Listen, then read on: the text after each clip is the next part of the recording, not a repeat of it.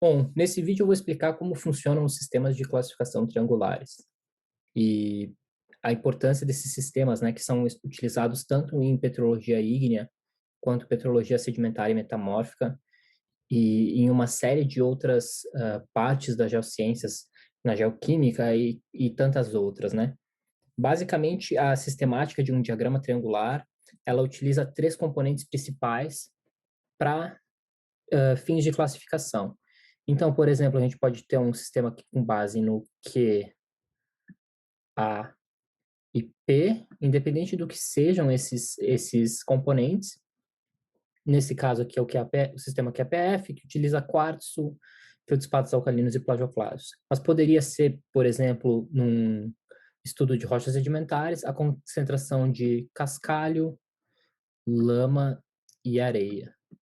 E basicamente o que o sistema de classificação triangular ele faz? Ele pega a concentração de três componentes principais. Se a gente tiver mais do que três componentes, ele vai recalcular essa concentração apenas considerando os três componentes principais para 100%, para que a gente tenha a proporção entre os três componentes e consiga plotar num diagrama. E aí, a partir da concentração desses componentes, cria-se uma série de campos classificatórios e esses campos são utilizados para dar nome à rocha ou para classificar um tipo de processo quando a gente está utilizando na geoquímica e etc. Então, o diagrama triangular, na realidade, ele não está associado a uma única ciência, ele é só uma forma da gente mostrar o dado e da gente utilizar e facilitar a nossa vida na hora de classificar as rochas. Aqui eu trago alguns exemplos também para rochas piroclásticas, aqui no canto esquerdo, e rochas ultramáficas aqui na direita. Então, para qualquer um desses sistemas de classificação, a sistemática e a metodologia para a gente obter o ponto dentro do gráfico é a mesma. E é isso que a gente vai mostrar agora. Então, um sistema de classificação triangular, então, aqui de uma forma genérica, já que a gente não está falando em nenhum tipo de classificação específica, mas na metodologia utilizada, a gente tem componentes X, Z e Y, beleza? Então, são componentes genéricos. E, basicamente, ao longo desse diagrama, a gente tem linhas que marcam um nível de concentração de um determinado elemento. Então, por exemplo, para X, a concentração desse elemento ela vai aumentando a partir da linha ZY, onde a concentração de X é igual a zero, até o vértice X, aqui nesse ponto, né, onde a concentração de X vai ser 100%. Então, cada uma dessas linhas pontilhadas marca um aumento de 10% na concentração de X. Então, a gente vai passando de 10, 20, 30, 40, 50, 60, 70, 80, 90, até chegar em 100% lá no vértice X. Da mesma forma, as concentrações de Y ao longo da linha XZ são iguais a zero e elas aumentam gradualmente em direção a Y. Então, aqui a gente tem concentração de 10, 20, 30 e assim por diante até chegar no 100% aqui ao longo do vértice Y. E da mesma forma acontece para Z. Concentrações de Z são iguais a zero ao longo da linha XY e as concentrações de Z são 100% no vértice Z. Então, quando a gente chega no vértice, a gente atinge uma composição única, ou de X, ou de Y, ou de Z, nesse caso aqui Z. Então, para a gente entender como funciona, a gente tem um exemplo aqui no nosso canto, onde a gente tem concentrações de 70% de X, 20% de Y e 10% de Z. Então, basicamente, o que a gente tem que fazer é estimar, a partir desse nosso gráfico, né, aonde estaria 70% de X. Então, a gente tem 10, 20, 30, 40, 50, 60, 70% de X. Então, essa é a linha que marca 70% de X.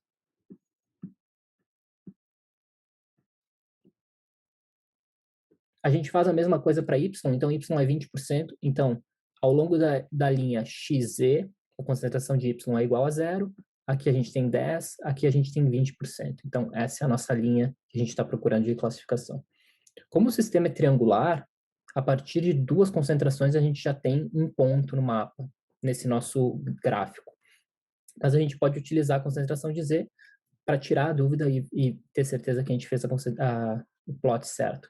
Então, a concentração de Z de 10%, ela passa ao longo dessa linha aqui, que é exatamente onde está o nosso ponto no nosso gráfico. Então, X, aqui a concentração de Y, e aqui a concentração de Z. Aqui está o nosso ponto no diagrama, né? Então, essa classificação triangular certinha com base nessas concentrações. Uma alternativa para a gente utilizar o gráfico e para plotar de uma maneira mais simples, especialmente quando a gente está trabalhando com rochas ígneas do sistema QAPF, que utiliza essa sistemática de cálculo, é a utilização de um índice. Então, o índice, basicamente, ele marca a concentração de um elemento em relação ao outro. Então, qual que é a proporção entre Y e Z, por exemplo? Entre feldspato alcalino e plagioclásio, por exemplo.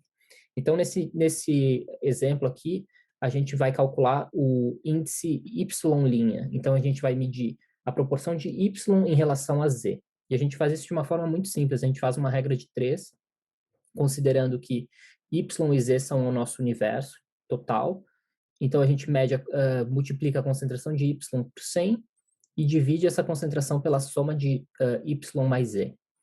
Isso vai nos dar o quanto o Y ocorre a mais do que o Z, a proporção entre uma coisa e outra. Então, a gente tem o resultado de 66,6%. Basicamente, o que esse número nos diz é que 66% dentro dessa nossa linha do eixo horizontal Z, Y, 66,6%, vamos arredondar para 67%, são Y, enquanto que o restante, os outros 33%, vão ser Z. Então, a proporção de 2 para 1, né?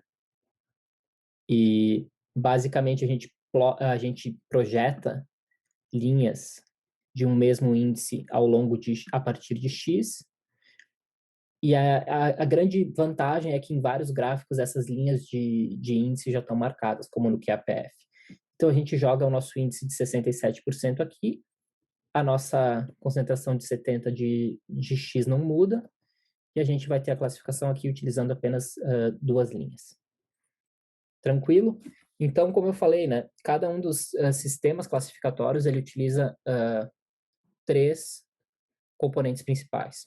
Então, no caso do diagrama QAPF, na realidade, a gente recalcula as composições para concentrações de 100% utilizando quartzo, feldspatos alcalinos e plagioclásio, ou feldspatos alcalinos, plagioclásio e feldspatóides.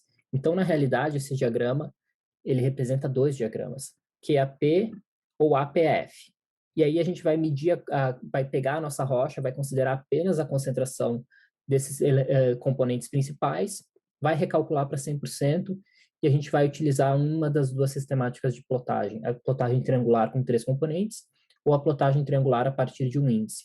Para o QAPF, a gente tem a grande vantagem que o índice já está aqui, ó. Então, essa linha que separa o campo 2 do campo 3A é o índice de 10, índice feldspático de 10. Aí o 3A para o 3B é o índice feldspático de 35, 65 e 90. Então, fica muito mais fácil calcular o índice feldspático.